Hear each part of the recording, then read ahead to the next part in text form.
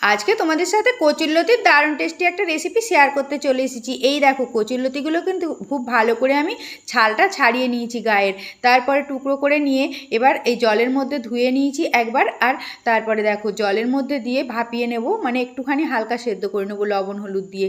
ফুটে গেলেই তারপরে কিন্তু জল থেকে এবার তুলে নিলাম কচুরলতিগুলো। এখানে কিন্তু কচুরলতিটা তোমরা বাড়িয়ে নিতে পারো, আমি কিন্তু খুব বেশি পাইনি আজকে, তাই অল্পটা দিয়েই তোমাদের রেসিপিটা শেয়ার করছি। আর চিংড়ি মাছটাও তার জন্য অল্পই ব্যবহার করছি। এখানে কচুরলতিটা ভাপানো হয়ে গেলে কড়াইতে সর্ষের তেল দিয়ে তার মধ্যে চিংড়ি মাছগুলো দিয়ে ভেজে তুলে নিলাম।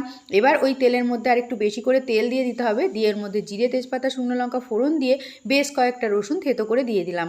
তার মধ্যে দিয়ে দিলাম একটা পেঁয়াজ কুচি। আর রসুনটা কিন্তু একটু বেশি করে দিলে এর খেতে টেস্টটা কিন্তু ভালোই লাগে। আর বেশ কয়েকটা চেরা কাঁচা লঙ্কাও এখানে দিতে হবে, একটু ঝাল ঝাল করলে কিন্তু লতিটা খেতে দারুণ টেস্ট লাগবে। তার মধ্যে দিয়ে দিলাম ভাপানো কচুরলতিটা, এবার নেড়ে চেড়ে নেব। আর এর মধ্যে পরিমাণ মতো একটু হলুদ আর লবণ দিয়ে দেবো।